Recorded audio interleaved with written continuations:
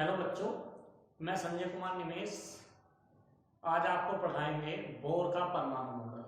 तो बच्चों, रदरफोर्ड परमाणु मॉडल की जो कमियां थी उसको दूर करने के लिए मॉडल आया है। परमाणु का जो मॉडल है हमारा वो है नील्स बोर का परमाणु मॉडल। तो नील्स बोर का परमाणु मॉडल क्या है उसके बारे में हम डिस्कस करते हैं बच्चों। तो स्टार्ट करते हैं नील्स बोर का परमाणु मॉडल। तो बच्चों, आज हमारा टॉपिक है बोर का परमाणु मॉडल। तो हमारा बोर का परमाणु मॉडल क्या है? जब बोर ने, एक वैज्ञानिक हुए बोर, उन्होंने सन 1913 तो उनका पूरा जो नाम था वो था नील्स बोर। तो वैज्ञानिक जो नील्स बोर थे बच्चों, वो सन 1913 में उन्होंने रदरफोर्ड के परमाणु मॉडल की जो कमियां थी उसको दूर करते हुए स्पेक्ट्रम के आधार पर एक मॉडल प्रस्तुत किया जिसे हम बोलते हैं नील्स बोर का परमाणु मॉडल। उन्होंने बताया कि जो हमारा इलेक्ट्रॉन है वो नाभिक के चारों ओर अपनी कक्षाओं में, अपनी कोश में गति करता है। वो किस प्रकार गति करता है उसको हम बात करते हैं बच्चों। तो बच्चों, हमारा एक न्यूक्लियस है, ये हमने न्यूक्लियस माना है जिसे हम नाभिक बोलते हैं। उसके चारों ओर वृत्तीय कक्षाएं हैं।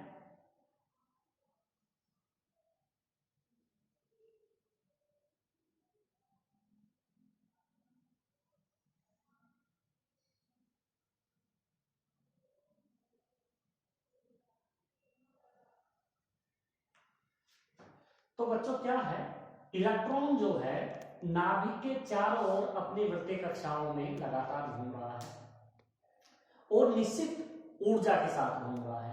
तो बच्चों, जो इन कक्षाओं के नाम हैं, इन कक्षाओं के नाम जो हैं, पहली कक्षा का नाम K, दूसरी का L, तीसरी का M और चौथी का N कक्षा है। और जो बच्चों इसमें हमारे कक्षा का नाम KLMN जो है उसमें नंबर ऑफ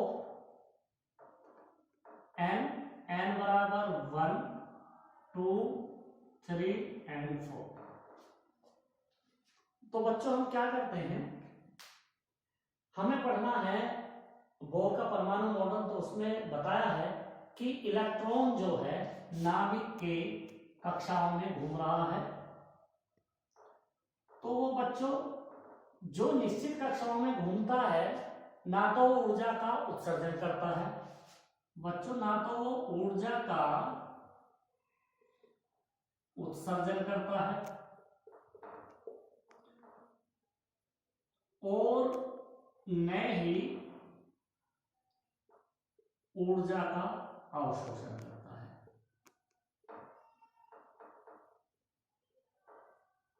तो पहला पॉइंट जो उन्होंने बताया, नील्स बोर ने बताया सन 1913 में, कि जो इलेक्ट्रॉन है हमारा जो गति कर रहा है अपनी कक्षाओं में, कोश या जिसको हम अंग्रेजी में बोलते हैं सेल। तो अब इलेक्ट्रॉन अपनी कक्षाओं में घूम रहा है, निश्चित कक्षाओं में घूमता है बच्चों। तो उसमें ऊर्जा का न तो उत्सर्जन होता है न ही ऊर्जा का अवशोषण होता है। वो अपनी कक्षाओं में घूमता है और जो ऊर्जा है हमारी वो एक निश्चित होती है प्रत्येक कक्षा में।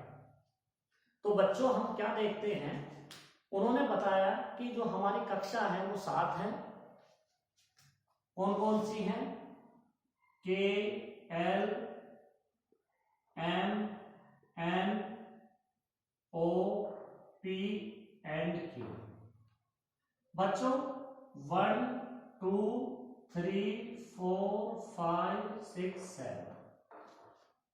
तो नील्स बोर ने बताया कि हमारा जो इलेक्ट्रॉन है वो केवल 7 कक्षाओं में ही घूम सकता है, क्योंकि हमारे आवर्त सारणी में बच्चों, आवर्त सारणी में जो आवर्त होते हैं जिनको हम अंग्रेजी में पीरियड बोलते हैं वो 7 होते हैं। इसलिए इलेक्ट्रॉन केवल हमारी 7 कक्षाओं तक ही घूमता रहता है। तो पहला पॉइंट उन्होंने जो बताया है बच्चों, उन्होंने बताया है कि इलेक्ट्रॉन नियत कक्षा, नियत का मतलब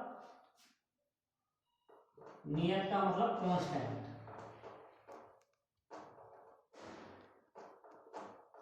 अपने नियत कक्षाओं में जो उनकी कक्षा है उसी में घूमते रहते हैं, और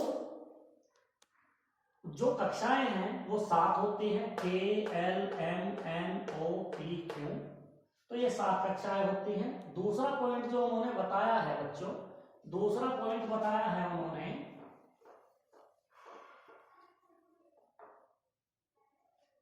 कि बच्चों कोणीय संवेग जो होता है, कोणीय संवेग, दूसरा पॉइंट बताया कि कोई भी इलेक्ट्रॉन जो है कोणीय संवेग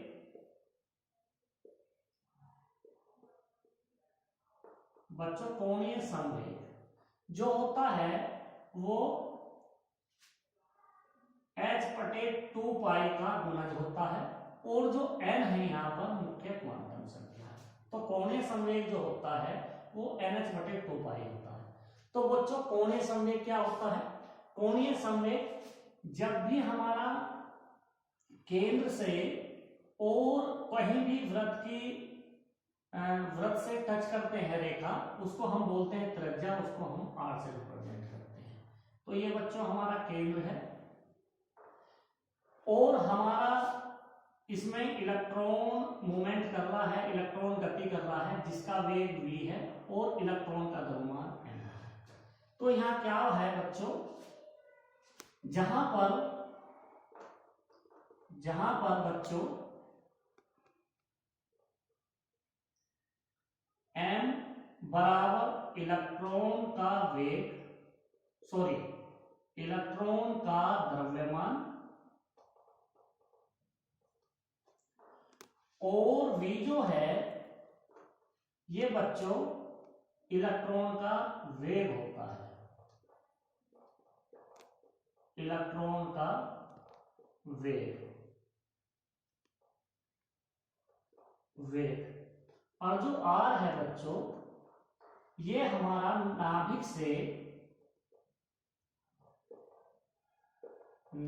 से इलेक्ट्रॉन के मध्य की दूरी। तो बच्चों हमने बताया है नाभिक से इलेक्ट्रॉन के मध्य की दूरी r है ये। तो बच्चों हमने इलेक्ट्रॉन क्यों बताया है, जबकि हमारी त्रिज्या होती है कि किसी भी केंद्र से परिधि जो रेखा मिलती है उसको हम त्रिज्या कहते हैं और r से रिप्रेजेंट करते हैं, क्योंकि वो r हमारी रेडियस होती है। तो बच्चों हमने यहाँ लिखा है नाभिक से इलेक्ट्रॉन के मध्य की दूरी, क्योंकि नाभिक जो है और हमारे इस सर्किल में जो है इलेक्ट्रॉन गति कर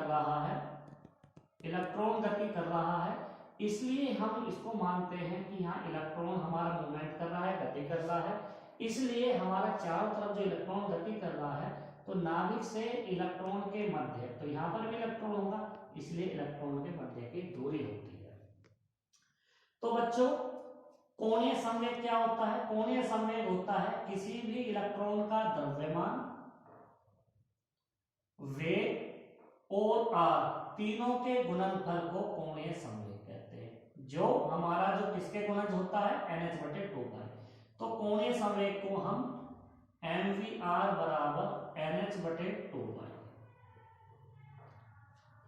पाई होता है। तो बच्चों हम यदि कोणीय संवेग निकालना है कि पहली जो कक्षा है हमारी, पहली कक्षा में कोणीय संवेग का मान कितना होगा, अर्थात हमारा जो इलेक्ट्रॉन है कितने कोणीय संवेग से गति करता है ये बताता है। तो बच्चों इसमें हम n की वैल्यू रखते हैं, इसमें n बराबर 1 रखने पर तो कोणीय संवेग का पता चलता, n की जगह 1 रखो 1, तो यहाँ n है, इसकी जगह 1 गुना h/2 पाई, तो कोणीय संवेग आता है h/2 पाई। तो जब n का मान, n क्या है यहाँ पर, n हमारे बच्चों मुख्य क्वांटम संख्या है, मुख्य क्वांटम संख्या जिसका मान n बराबर 1 2 3 होता है। तो बच्चे जब हमने n का मान 1 रखा है तो पहले कोणीय संवेग का मान का होता है NH/2 पाई। तो कोणीय संवेग क्या होता है? किसी भी इलेक्ट्रॉन का द्रव्यमान, वेग तथा नाभिक से इलेक्ट्रॉन के मध्य की दूरी तीनों के गुणनफल के बराबर होता है, जिसे हम लिखते हैं mvr। वो हमारा कोणीय संवेग होता है। तो बच्चों मैंने 1 मान रखा है, n बराबर 1 रखने पर तो कोणीय संवेग का जो मान आया है h/2 पाई। यदि हम n बराबर 2 रखते हैं, n बराबर 2 रखने पर, तो इस वाली समीकरण में रख रहे हैं बच्चों, n बराबर 2 रखने पर n की वैल्यू, l हमारा मुख्य क्वांटम संख्या है जिसका मान 1 2 3 कुछ भी हो सकता है। तो बच्चों हमने n बराबर 2 रखा है, तो कोणीय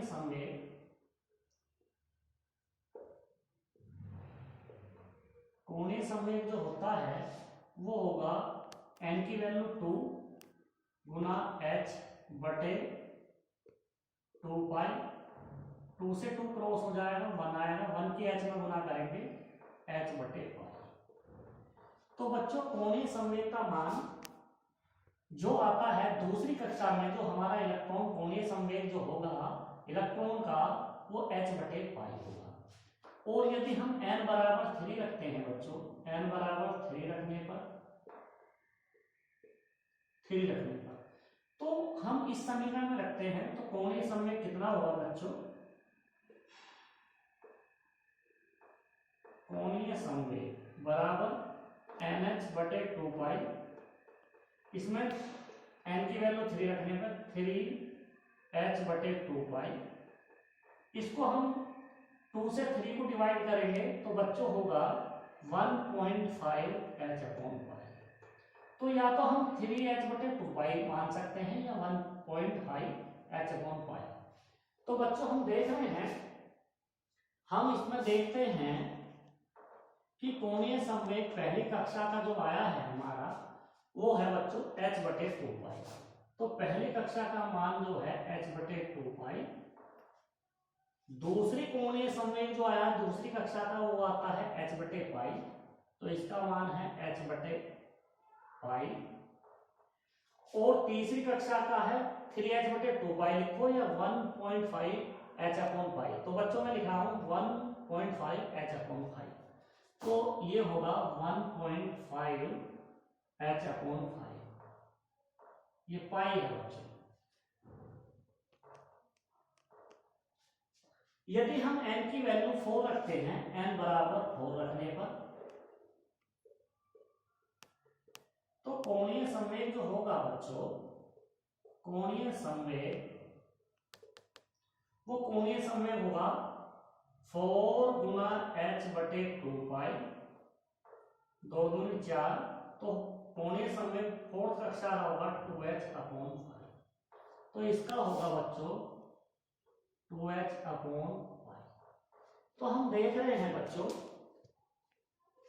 पहला पॉइंट बताया कि हमारी जो भी कक्षाएं हैं, इलेक्ट्रॉन जो है नियत कक्षाओं में इलेक्ट्रॉन गति करता है अपनी कोश में या कक्षाओं में, और अपनी नियत कक्षाओं में गति करता है जिसमें इलेक्ट्रॉन जो है ना तो ऊर्जा का उत्सर्जन करता है बच्चों, और ना ही अवशोषण करता है। ना तो ऊर्जा का उत्सर्जन ना अवशोषण, अपनी नियत कक्षाओं में गति करता है। और जो कक्षाएं मैंने बताई हैं वो 7 बताई थी, वो कौन कौन सी थी? वो थी मेरी, मैं कक्षा यहां पर लिख देता हूं, K L M N O P and Q। पहला हमारा पॉइंट था 1 2 3 4 5 6 7, अर्थात हमारी 7 कक्षाएं हैं।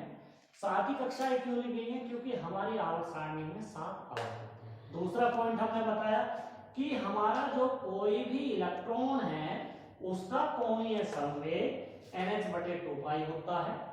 तो कोणीय संवेग जो होता है हम देखते हैं किसी भी इलेक्ट्रॉन का द्रव्यमान, वेग तथा आर के गुणनफल को ही कोणीय संवेग कहते हैं, जिसको हम mvr भी लिख सकते हैं।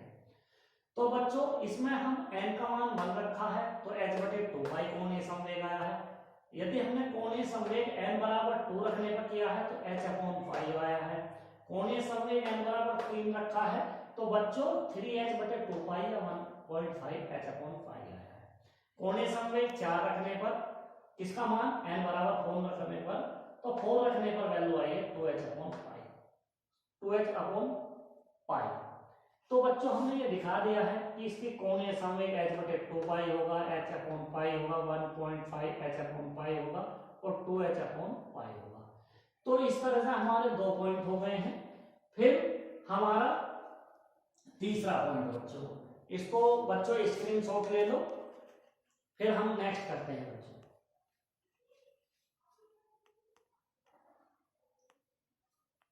ठीक बच्चों, तीसरा पॉइंट हम स्टार्ट करते हैं नील्स बोर का। उन्होंने बताया कि कोई भी इलेक्ट्रॉन अपने नाभिक के चारों ओर अपनी कक्षाओं में घूमता रहता है और नियत कक्षाओं में घूमता है। नियत मतलब निश्चित, नियत का मतलब निश्चित कक्षाओं में घूमता है, जिसको हम बोलते हैं बच्चों कांस्टेंट। इंग्लिश में बोलते हैं कांस्टेंट सेल में घूमता है। तो निश्चित कोश या कक्षाओं में घूमता है। ये बच्चों नाभिक है, नाभिक, और ये हमारी कक्षा है जिसमें हमारा इलेक्ट्रॉन गति कर रहा है।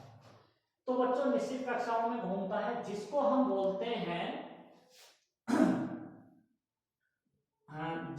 बोलते हैं ग्राउंड स्टेट।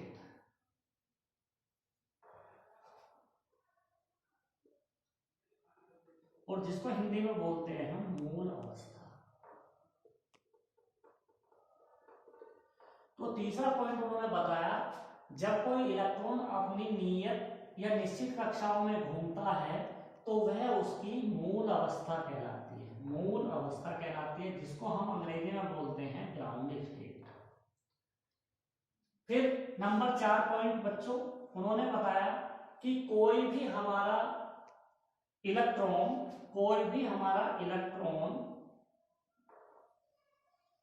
अपने इलेक्ट्रॉन मूवमेंट कर रहा है बच्चों, तो इसको मैं ई से लास्ट में दिखा देता हूं, ई इलेक्ट्रॉन घूम रहा है। तो कोई भी इलेक्ट्रॉन अपनी या तो ऊर्जा का अवशोषण करके,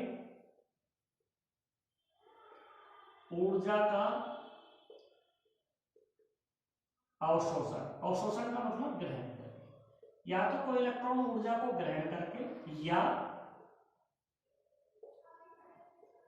ऊर्जा का उत्सर्जन, या ऊर्जा को निकालकर वो अपनी पहली कक्षा से दूसरी कक्षा में शिफ्ट हो जाता है। अर्थात इस कक्षा से इस वाली कक्षा में शिफ्ट हो जाए या बच्चों इस वाली कक्षा में शिफ्ट हो जाए, पहली से दूसरी में शिफ्ट हो जाए या दूसरी से तीसरी में शिफ्ट हो जाए। तो इसको हम बोलते हैं, इस वाली इस अवस्था को हम बोलते हैं उत्तेजित अवस्था। इसको हम बोलते हैं उत्तेजित अवस्था। तो इसको हम बोलते हैं उत्तेजित अवस्था, जिसको हम अंग्रेजी में बोलते हैं एक्साइटेड स्टेट। तो बच्चों कोई भी इलेक्ट्रॉन, तीसरा पॉइंट हमने बताया, कोई भी इलेक्ट्रॉन अपनी यदि मूल कक्षा में घूम रहा है, नियत कक्षा में, निश्चित कक्षा में घूम रहा है, तो उस वाली अवस्था को हम बोलते हैं मूल अवस्था, जिसको हम बोलते हैं ग्राउंड स्टेट।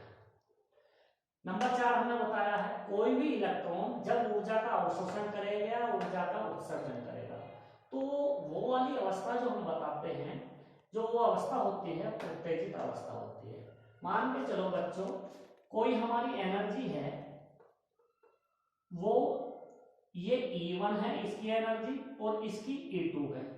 तो एनर्जी जो है E2 माइनस E1, तो इसको हम लिखते हैं बच्चों एच न्यू के बराबर होती है, जो एनर्जी होती है एच न्यू के बराबर होती है। एच क्या है यहाँ पर, प्लांक नियतांक है, प्लांक नियतांक, और न्यू जो है बच्चों ये आवर्ती या वेग है। तो हमने क्या पढ़ा है, न्यू बराबर जो होता है इसको बोलते हैं न्यू, ये सी अपॉन लैम्डा होता है। सी क्या है यहाँ पर, यहाँ बच्चों सी प्रकाश का वेग है, प्रकाश का वेग, और लैम्डा जो है इसको बोलते हैं हम तरंग दैर्घ्य। तो प्रकाश का जो वेग की वैल्यू होती है, सी की जो वैल्यू होती है वो 3 गुना 10⁸ मीटर प्रति सेकंड होती है। तो बच्चों सी अपॉन लैम्डा न्यू की जगह रखने पर तो हमारा होता है एच इंटू सी अपॉन लैम्डा डेल्टा ई। इस वाली समीकरण को, ये जो समीकरण हमने बनाई है इसको, ये समीकरण हमारी प्लांक समीकरण कहलाती है।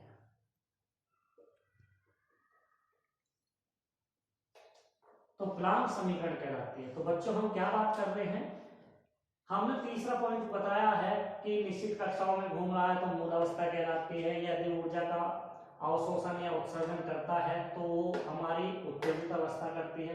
तो क्या ऊर्जा का अवशोषण है, तो ये हमने ऊर्जा का अवशोषण दिखाया है, ये ऊर्जा का अवशोषण दिखाया है।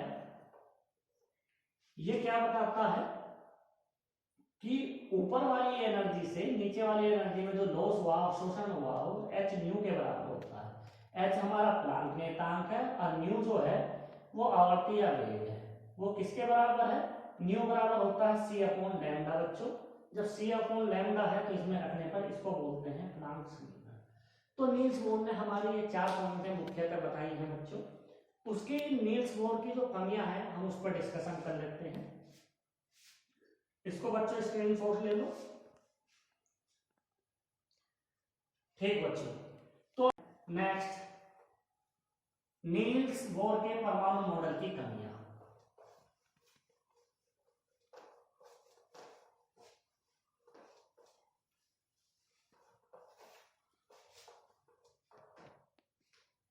तो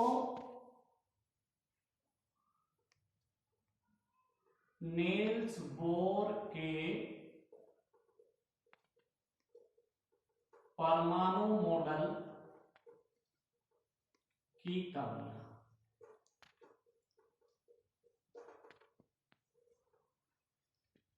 या तो हम कमियां लिखें या हम लिखें सीमाएं, एक ही बात होती है। या तो पेपर में आप लोगों को कमियां बताए या सीमाएं पूछे बोर्ड एग्जाम में या 11th में, तो आपको कमियां सीमा बतानी है। नंबर 1, नील्स बोर के परमाणु मॉडल के अनुसार ये जो नियम लागू होता है, ये जो परमाणु मॉडल है, ये परमाणु मॉडल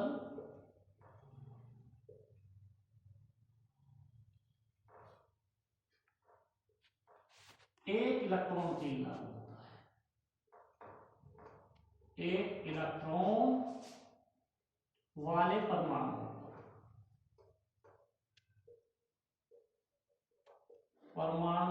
पर लागू होता है।